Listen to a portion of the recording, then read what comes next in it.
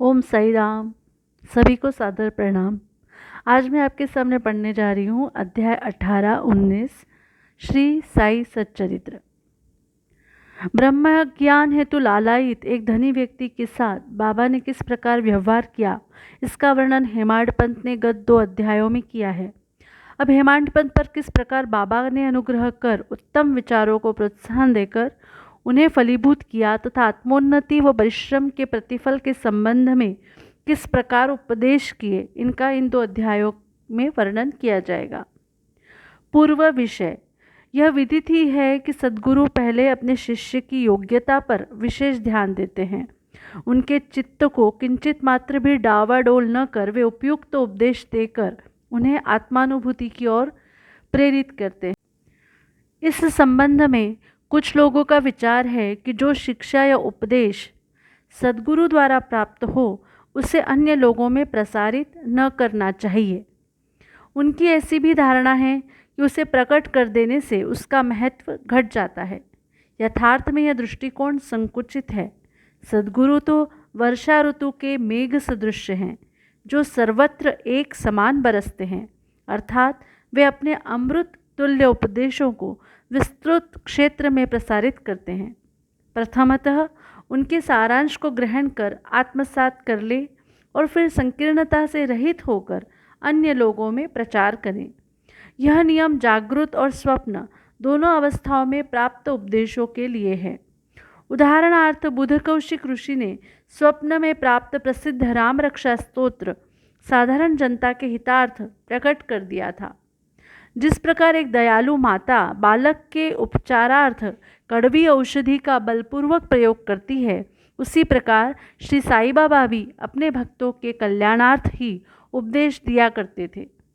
वे अपनी पद्धति गुप्त न रखकर पूर्ण स्पष्टता को ही अधिक महत्व देते थे। इसी कारण जिन भक्तों ने उनके उपदेशों का पूर्णतः पालन किया, वे अपने ध्येय की प्राप्ति में सफल हुए। श्री साईं बाबा जैसे सद्गुरु ही ज्ञान चक्षुओं को खोलकर आत्मा की दिव्यता का अनुभव देने में समर्थ हैं। विषय वासनाओं से आसक्ति नष्ट कर वे भक्तों की इच्छाओं को पूर्ण कर देते हैं, जिसके फलस्वरूप ही ज्ञान और वैराग्य प्राप्त होकर ज्ञान की उत्तरोत्तर उन्नति होती रहती है। यह सब केवल उसी समय संभव है जब हमें सद्गुरु का सानिध्य प्राप्त हो तथा सेवा के पश्चात हम उनके प्रेम को प्राप्त कर सकें। तभी भगवान भी, जो भक्त काम कल्पतरु हैं, हमारी सहायतार्थ आ जाते हैं। वे हमें कष्टों और दुखों से मुक्त कर सुखी बना देते हैं। यह सब प्रगति केवल सद्गुरु की कृपा से ही संभव है, जो कि स्वयं ईश्वर के प्रतीक हैं। इसलिए हमें सद्गुरु की खोज में सदैव रहना चाहिए। अब हम मुख्य विषय की ओर आते हैं। श्री साठे। एक महानुभाव का नाम श्री साठे था। काफर्ड के शासनकाल में कई वर्ष पूर्व उन्हें कुछ ख्याति प्राप्त हो चुकी थी। इस शासन का बम्बई के गवर्नर लॉर्ड रे ने दमन कर दिया था। श्री साठे को व्यापार में अधिक हानि हुई और परिस्थितियां प्रतिकूल होने के कारण उन्हें बड़ा धक्का लगा। वे अत्यंत दुखित और निराश हो गए और अशांत होने के कारण घर छोड़कर किसी एकांत स्थान में वास करने का विचार करने लगे। बहुधा मनुष्यों को ईश्वर की स्मृति आपत्ति काल तथा दुर्दिनों में ही आती है और उनका विश्वास भी ईश्वर की ओर ऐसे ही समय में बढ़ जाता है। तभी वे कष्टों के निवारणार्थ उनसे प्रार्थना करने लगते हैं। यदि उनके पाप कर्म शेष न रहे हों तो भगवान भी उनकी भेंट किसी संत से करा देते हैं, जो उनके कल्याणार्थ ही उचित मार्ग का निर्देश कर देते हैं। ऐसा ही श्री साठे के साथ भी हुआ। उनके एक मित्र ने उन्हें शिरडी जाने की सलाह दी, जहाँ मन की शांति प्राप्त करने और इच्छा पूर्ति के निमित्त देश के कोने कोने से लोगों के झुंड आ रहे हैं। उन्हें यह विचार अति रुचिकर प्रतीत हुआ और सन 1917 में वे शिरडी गए। बाबा के सनातन पूर्ण ब्रह्म दीप्तिमान निर्मल एवं विशुद्ध स्वरूप के दर्शन कर उनके मन की व्यग्रता नष्ट हो गई और उनका चित्त शांत एवं स्थिर हो गया। उन्होंने सोचा कि गत जन्मों के संचित शुभ कर्मों के फल स्वरूप ही आज मैं श्री साईं बाबा के पवित्र चरणों तक पहुंचने में समर्थ हो सका हूँ। श्री साठे दृढ़ संकल्प के व्यक्ति थे, इसलिए उन्होंने शीघ्र ही गुरु चरित्र का पारायण प्रारंभ कर दिया। जब एक सप्ताह में ही चरित्र की प्रथम आवृत्ति समाप्त हो गई, तब बाबा ने उसी रात्रि को उन्हें एक स्वप्न दिया जो इस प्रकार है। बाबा अपने हाथ में चरित्र लिए हुए हैं और श्री साठे को कोई विषय समझा रहे हैं तथा श्री साठे सम्मुख बैठे ध्यानपूर्वक श्रवण कर रहे हैं। जब उनकी निद्रा भंग हुई तो स्वप्न को स्मरण कर वे बहुत प्रसन्न हुए। उन्होंने विचार किया कि यह बाबा की अत्यंत कृपा है जो इस प्रकार अचेतनावस्था में पड़े हुओं को जागृत कर उन्हें गुरुचरित्र का अमृतपान करने का अवसर प्रदान करते हैं। उन्होंने यह स्वप्न श्री काका साहेब दीक्षित को सुनाया और श्री साईं बाबा के पास प्रार्थना करने को कहा कि इसका वास्तविक अर्थ क्या है और क्या एक सप्ताह का पारायण ही मेरे लिए पर्याप्त है अथवा उसे पुनः प्रारंभ करूं। श्री काका साहेब दीक्षित ने उचित अवसर पाकर बाबा से पूछा कि हे देव, उस दृष्टांत से आपने श्री साठे को क्या उपदेश दिया है? क्या वे पारायण सप्ताह स्थगित कर दें? वे एक सरल हृदय भक्त हैं, इसलिए उनकी मनोकामना आप पूर्ण करें। और हे देव, कृपा कर उन्हें इस स्वप्न का वास्तविक अर्थ भी समझा दें। तब बाबा बोले कि उन्हें गुरुचरित्र का एक सप्ताह और पारायण करना उचित है। यदि वे ध्यानपूर्वक पाठ करेंगे तो उनका चित्त शुद्ध हो जाएगा और शीघ्र ही कल्याण होगा। ईश्वर भी प्रसन्न होकर उन्हें भव बंधन से मुक्त कर देंगे। इस अवसर पर श्री हेमाड़ पंत भी वहाँ उपस्थित थे और बाबा के चरण कमलों की सेवा कर रहे थे। बाबा के वचन सुनकर उन्हें विचार आया कि साठे को केवल सप्ताह के पारायण से ही मनोवांछित फल की प्राप्ति हो गई, जबकि मैं गत 40 वर्षों से गुरुचरित्र का पारायण कर रहा हूँ, जिसका परिणाम अब तक न निकला। उनका केवल 7 दिनों का शिरडी निवास सफल हुआ और मेरा गत 7 वर्ष का सहवास क्या व्यर्थ हो गया।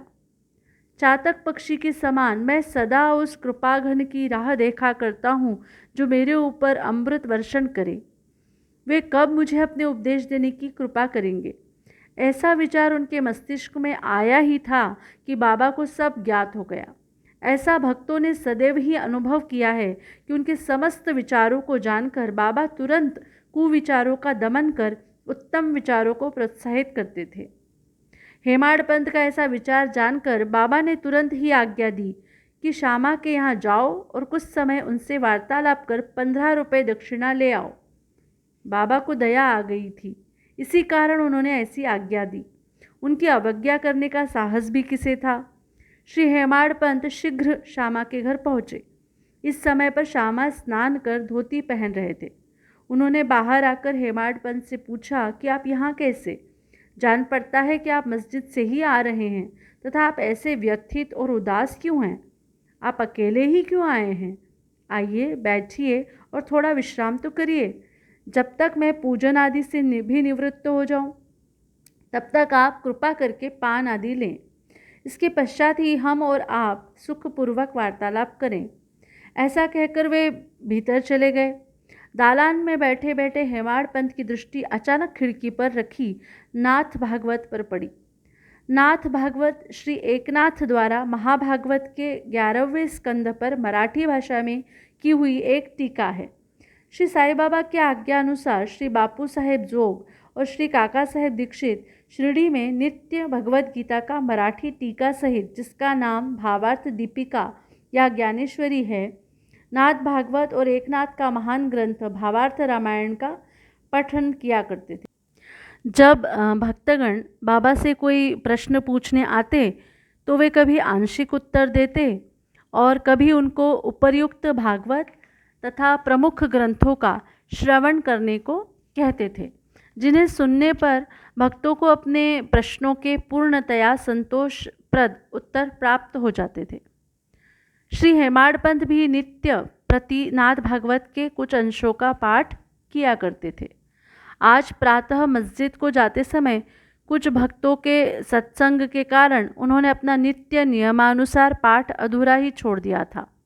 उन्होंने जैसे ही वह ग्रंथ उठाकर खोला तो अपने अपूर्ण भाग का पृष्ठ सामने देखकर उनको आश्चर्य हुआ।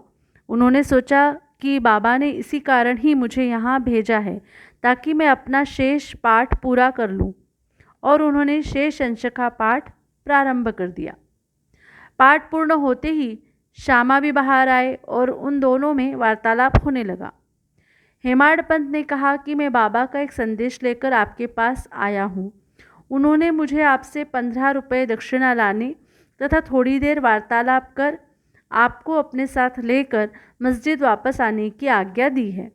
श्यामा आश्चर्य से बोले, मेरे पास तो एक फूटी कौड़ी भी नहीं है, इसलिए आप रुपयों के बदले दक्षिणा में मेरे 15 नमस्कार ही ले जाओ। तब हेमाड पंत ने कहा कि ठीक है, मुझे आपके 15 नमस्कार ही स्वीकार हैं। आइए अब हम कुछ वार्तालाप करें और कृपा कर बाबा की कुछ लीलाएं आप मुझे सुनाएं जिससे पाप नष्ट हो। श्यामा बोले, तो कुछ देर बैठो। इस ईश्वर की लीला अद्भुत है। कहाँ मैं एक अशिक्षित देहाती और कहाँ आप एक विद्वान। यहाँ आने के पश्चात तो आप बाबा की अनेक लीलाएं स्वयं देख ही चुके हैं, जिनका अब मैं आपके समक्ष कैसे वर्णन कर सकता हूँ। अच्छा, यह पान सुपारी तो खाओ, तब तक मैं कपड़े पहन लूँ।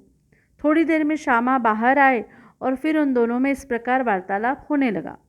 श्यामा बोले, इस परमेश्वर यानी कि बाबा की लीलाएं अगाध है, जिसका कोई पार नहीं।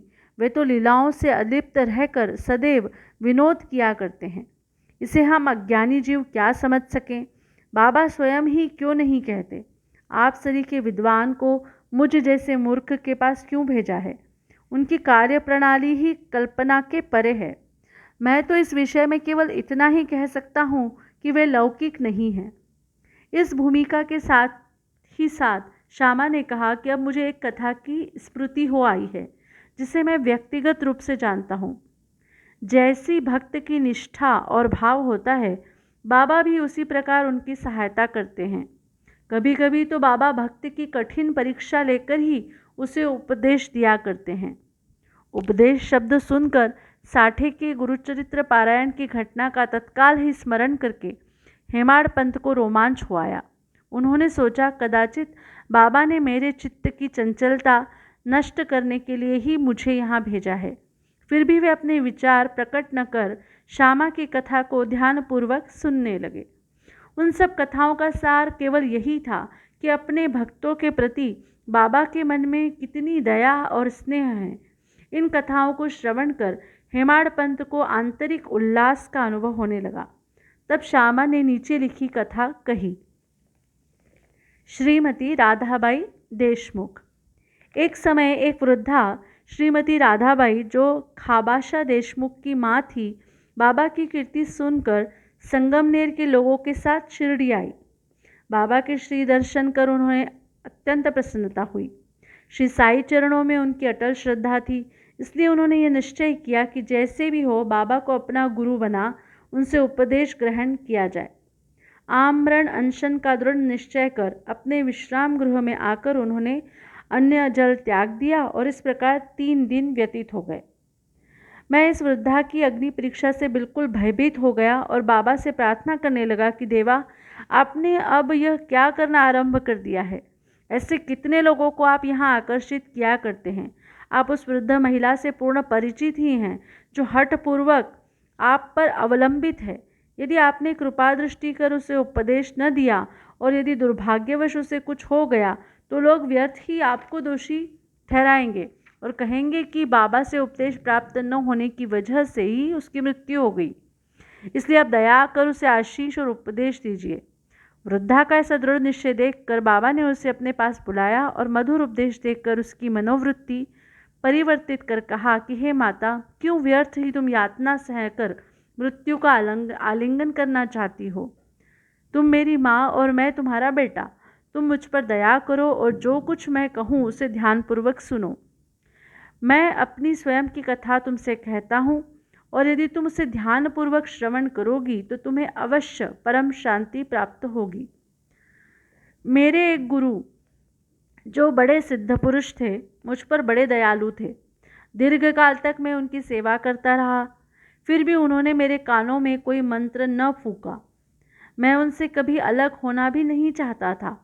मेरी प्रबल उत्कंठा थी कि उनकी सेवा कर जिस प्रकार भी संभव हो मंत्र प्राप्त करूं, परंतु उनकी रीति तो न्यारी ही थी। उन्होंने पहले मेरा मुंडन कर मुझसे 2 पैसे दक्षिणा में मांगे, जो मैंने तुरंत ही दे दिए। यदि तुम प्रश्न करो कि मेरे गुरु जब पूर्ण निष्काम थे तो उन्हें पैसे मांगना क्या शोभनीय था, और फिर उन्हें विरक्त भी कैसे कहा जा सकता था, इसका उत्तर केवल यह है कि वे कंचन को ठुकराया करते थे, क्योंकि उन्हें उसकी स्वप्न में भी आवश्यकता न थी। उन 2 पैसों का अर्थ था दृढ़ निष्ठा और धैर्य। जब मैंने ये दोनों वस्तुएं उन्हें अर्पित कर दी तो वे अत्यंत प्रसन्न हुए। मैंने 12 वर्ष उनके श्री चरणों की सेवा में ही व्यतीत किए। उन्होंने ही मेरा भरण पोषण किया, अतः मुझे भोजन और वस्त्रों का कोई अभाव न था। वे प्रेम की मूर्ति थे, अथवा यूँ कहो कि वे प्रेम के साक्षात अवतार थे। मैं उनका वर्णन ही कैसे कर सकता हूँ, क्योंकि उनका तो मुझ पर अधिक स्नेह था, और उनके समान कोई बिरला ही गुरु मिलेगा। जब मैं उनकी ओर निहारता तो मुझे ऐसा प्रतीत होता कि वे गंभीर मुद्रा में ध्यान मग्न हैं, और तब हम दोनों आनंदित हो जाते थे।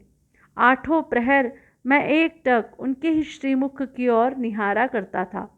मैं भूख और प्यास की सुध बुध खो बैठा। उनके दर्शनों के बिना मैं अशांत हो उठता था। गुरु सेवा की चिंता के अतिरिक्त मेरे लिए और कोई चिंतनीय विषय या पदार्थ नहीं था।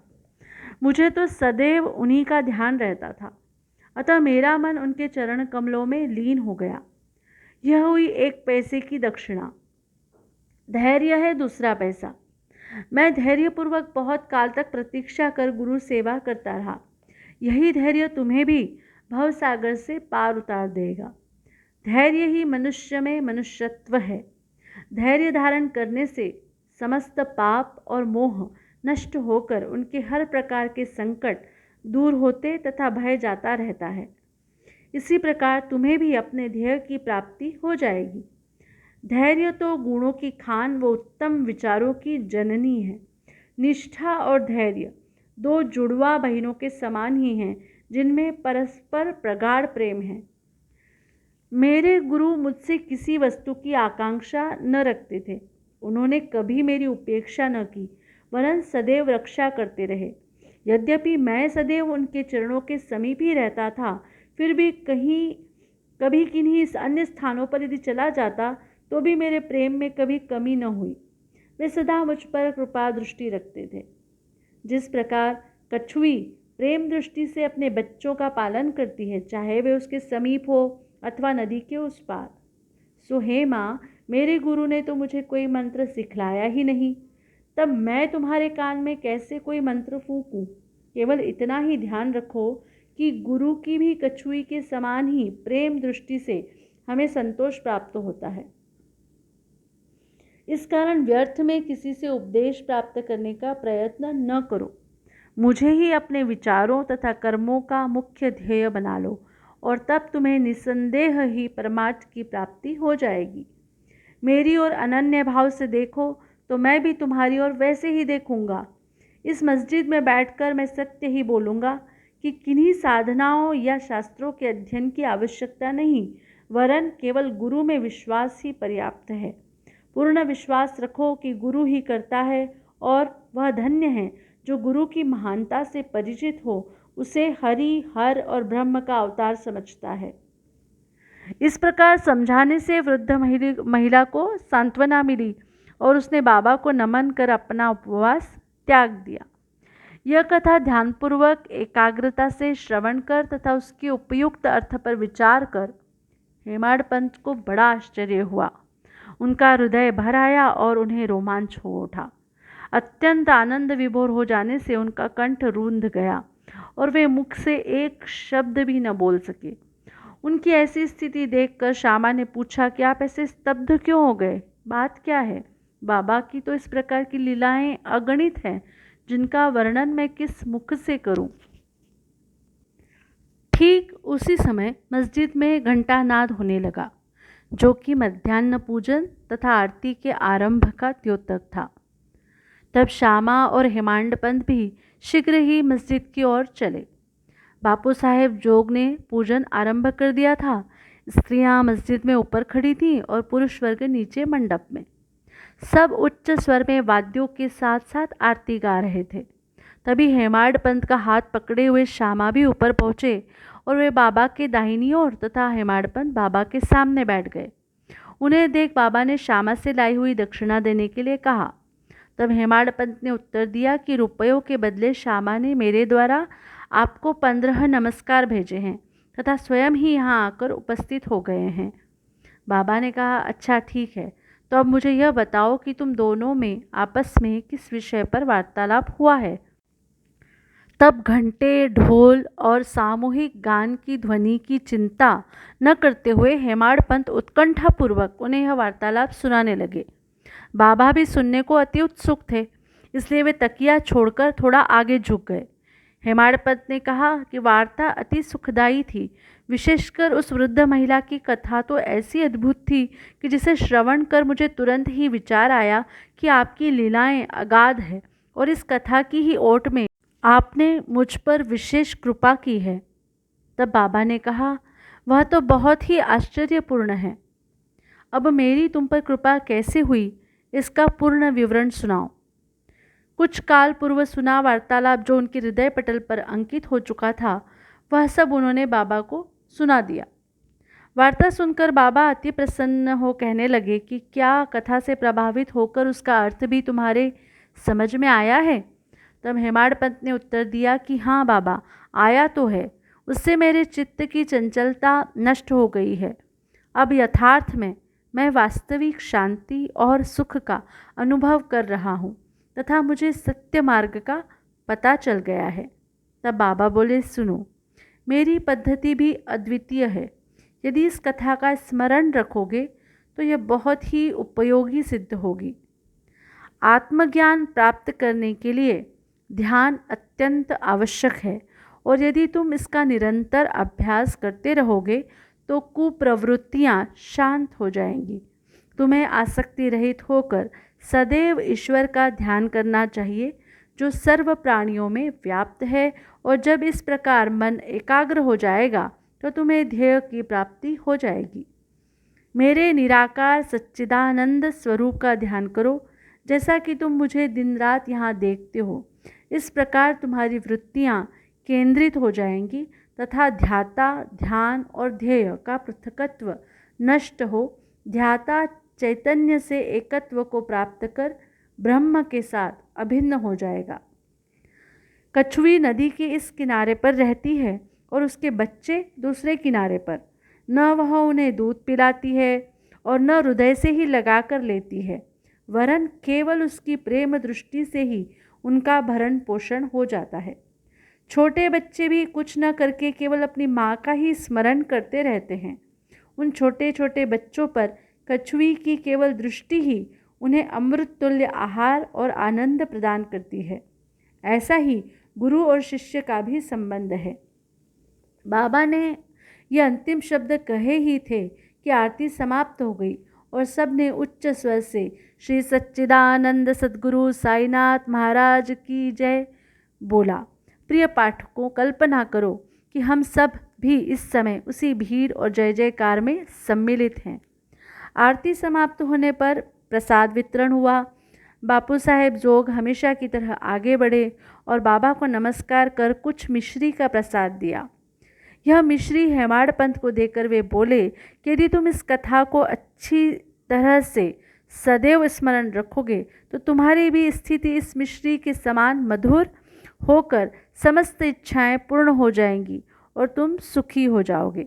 हेमाड पंत ने बाबा को साष्टांग प्रणाम किया और स्तुति की और कहा, प्रभो, इस प्रकार दया कर सदैव मेरी रक्षा करते रहो। तब बाबा ने आशीर्वाद देकर कहा कि इन कथाओं को श्रवण कर नित्य मनन तथा निधिध्यासन कर तत्व को ग्रहण करो।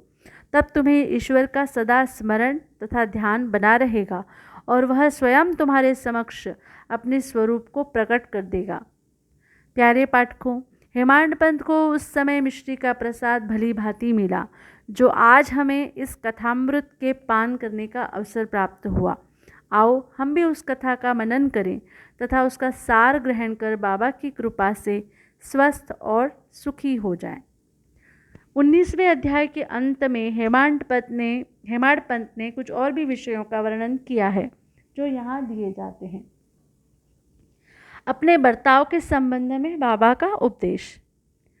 नीचे दिए हुए अमूल्य वचन सर्वसाधारण भक्तों के लिए है, और यदि उन्हें ध्यान में रखकर आचरण में लाया गया तो सदैव ही कल्याण होगा।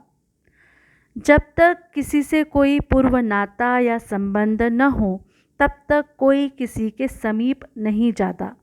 यदि कोई मनुष्य या प्राणी तुम्हारे समीप आए तो उसे अभद्रता से न ठुकराओ, उसका स्वागत कर आदर पूर्वक बर्ताव करो। यदि तृषित को जल, क्षुधा पीड़ित को भोजन, नंगे को वस्त्र और आगंतुक को अपना दालान विश्राम करने को दोगे तो भगवान श्री हरि तुमसे निसंदेह प्रसन्न होंगे। यदि कोई तुमसे द्रव्य याचना करे और तुम्हारी इच्छा देने की न हो तो न दो, परंतु उसके साथ अभद्र व्यवहार न करो। तुम्हारी कोई कितनी ही निंदा क्यों न करे, फिर भी कटु उत्तर देकर तुम उस पर क्रोध न करो। यदि इस प्रकार ऐसे प्रसंगों से सदैव बचते रहे तो यह निश्चित ही है कि तुम सुखी रहोगे। संसार चाहे उलट पलट हो जाए, परंतु तुम्हें स्थिर रहना चाहिए। सदा अपने स्थान पर दृढ़ रहकर गतिमान दृश्य को शांतिपूर्वक देखो। एक को दूसरे से अलग रखने वाले भेद की दीवार नष्ट कर दो, जिससे अपना मिलन पथ सुगम हो जाए। द्वैत भाव अर्थात मैं और तू ही भेद वृत्ति है, जो शिष्य को अपने गुरु से पृथक कर देती है।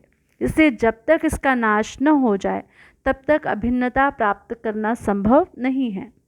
अल्लाह मालिक अर्थात ईश्वर ही सर्वशक्तिमान है और उसके सिवा अन्य कोई संरक्षण करता नहीं है। उनकी कार्य प्रणाली अलौकिक, अनमोल और कल्पना से परे है। उनकी इच्छा से ही सब कार्य होते हैं।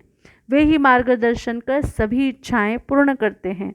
ऋणानुबंध के कारण ही हमारा संगम होता है, इसलिए हमें परस्पर प्रेम कर एक दूसरे की सेवा कर सदैव संतुष्ट रहना चाहिए। जिसने अपने जीवन का ध्येय पा लिया है वही धन्य और सुखी है। दूसरे तो केवल कहने को ही जब तक प्राण है तब तक जीवित हैं। उत्तम विचारों को प्रोत्साहन। यह ध्यान देने योग्य बात है कि श्री साईं बाबा सदैव उत्तम विचारों को प्रोत्साहन दिया करते थे। इसलिए यदि हम प्रेम और भक्तिपूर्वक अनन्य भाव से उनकी शरण जाएं तो हमें अनुभव हो जाएगा कि वे अनेक अवसरों पर हमें किस प्रकार सहायता पहुंचाते हैं। किसी संत का कथन है कि यदि प्रातःकाल तुम्हारे हृदय में कोई उत्तम विचार उत्पन्न हो और यदि तुम उसका स्मरण दिन भर करो तो वह तुम्हारा विवेक अत्यंत विकसित और चित्त प्रसन्न कर देगा। हेमाड पंत भी इसका अनुभव करना चाहते थे, इसलिए इस पवित्र शिरडी भूमि पर अगले गुरुवार के समूचे दिन नाम स्मरण और कीर्तन में ही व्यतीत करूं, ऐसा विचार कर वे सो रहे थे। दूसरे दिन प्रातःकाल उठने पर उन्हें सहज ही राम नाम का स्मरण हो आया, जिससे वे प्रसन्न हुए और नित्य कर्म समाप्त कर कुछ पुष्प लेकर बाबा के दर्शन करने को गए। जब वे दीक्षित का वाड़ा पार कर बूटी वाड़े के समीप से जा रहे थे तो उन्हें एक मधुर भजन की ध्वनि जो मस्जिद की ओर से आ रही थी सुनाई पड़ी। एक नाथ का यह भजन औरंगाबाद कर मधुर लयपूर्वक बाबा के समक्ष गा रहे थे। गुरु कृपा अंजन पायो मेरे भाई, राम बिना कुछ मानत नाही, अंदर रामा बाहर रामा, सपने में देखत सीताराम। जागत रामा सोवत रामा, जहाँ देखे वही पूरन कामा। एका जनार्दनी अनुभवनी का, जहाँ देखे वहाँ राम सरीखा। भजन अनेकों हैं, परंतु विशेषकर यह भजन ही क्यों औरंगाबाद कर जी ने चुना? क्या यह बाबा द्वारा ही संयोजित विचित्र अनुरूपता नहीं है? और क्या यह हेमाड पंत के पिछले दिन अखंड राम नाम स्मरण के संकल्प को प्रोत्साहन देना नहीं है? सभी संतों का इस संबंध में एक ही मत है और सभी राम नाम के जाप को प्रभावकारी तथा भक्तों की इच्छा पूर्ति और सभी कष्टों से छुटकारा पाने के लिए इसे एक अमोघ उपाय बतलाते हैं। निंदा संबंधी उपदेश। उपदेश देने के लिए किसी विशेष समय या स्थान की प्रतीक्षा न कर बाबा यथायोग्य समय पर ही स्वतंत्रता पूर्वक उपदेश दिया करते थे। एक बार एक भक्त ने बाबा की अनुपस्थिति में दूसरे लोगों के सम्मुख किसी को अपशब्द कहे। गुणों की उपेक्षा कर उसने अपने भाई के दोषारोपण में इतने बुरे कटु वाक्यों का प्रयोग किया कि सुनने वालों को भी उसके प्रति घृणा होने लगी। बहुधा देखने में आता है कि लोग व्यर्थ ही दूसरों की निंदा कर झगड़ा और बुराइयां उत्पन्न करते हैं। संत तो निंदा को दूसरी ही दृष्टि से देखा करते हैं। उनका कथन है कि शुद्धि के लिए अनेक विधियों में मिट्टी, जल और साबुन पर्याप्त है, परंतु निंदा करने वालों की उपयोगिता भिन्न ही होती है। वे दूसरों के दोषों को केवल अपनी जिह्वा से ही दूर करते हैं और इस प्रकार वे दूसरों की निंदा कर उनका उपकार ही किया करते हैं, जिसके लिए वे धन्यवाद के पात्र हैं। निंदक को उचित मार्ग पर लाने के लिए साईं बाबा की पद्धति सर्वथा ही भिन्न थी। वे तो सर्वज्ञ थे ही, इसलिए उस निंदक के कार्य को वे समझ गए। मध्याह्न काल में जब डेंडी बाग के समीप उससे भेंट हुई, तब उन्होंने विष्ठा खाते हुए एक सुअर की ओर उंगली उठाकर उससे कहा कि देखो वह कितने प्रेम पूर्वक विष्ठा खा रहा है। तुम जी भरकर अपने भाइयों को सदा अपशब्द कहा करते हो और यह तुम्हारा आचरण भी ठीक उसी के सदृश ही है। अनेक शुभ कर्मों के परिणाम स्वरूप ही तुम्हें मानव तन प्राप्त हुआ और इसलिए यदि तुमने इसी प्रकार आचरण किया तो शिरडी तुम्हारी सहायता ही क्या कर सकेगी। भक्त ने उपदेश ग्रहण कर लिया और वहाँ से चला गया। इस प्रकार प्रसंगानुसार ही वे उपदेश किया करते थे। यदि उन पर ध्यान देकर नित्य उसका पालन किया जाए तो आध्यात्मिक ध्येय अधिक दूर न होगा। एक कहावत प्रचलित है कि यदि मेरा श्री हरि होगा तो वह मुझे चारपाई पर बैठे बैठे ही भोजन पहुंचाएगा। यह कहावत भोजन और वस्त्र के विषय में सत्य प्रतीत हो सकती है, परंतु यदि कोई इस पर विश्वास कर आलस्यवश बैठा रहे तो वह आध्यात्मिक क्षेत्र में कुछ भी प्रगति न कर उल्टे पतन के घोर अंधकार में निमग्न हो जाएगा। इसलिए आत्मानुभूति प्राप्ति के लिए प्रत्येक को अनवरत परिश्रम करना चाहिए और जितना प्रयत्न वह करेगा उतना ही उसके लिए लाभप्रद भी होगा। बाबा ने कहा कि मैं तो सर्वव्यापी हूँ और विश्व के समस्त भूतों तथा चराचर में व्याप्त रहकर भी अनंत हूँ।